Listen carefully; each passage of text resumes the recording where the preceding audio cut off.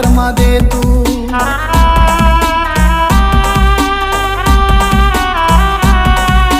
तिनावर येणारा संकट सगळा क्षण माटळू दे।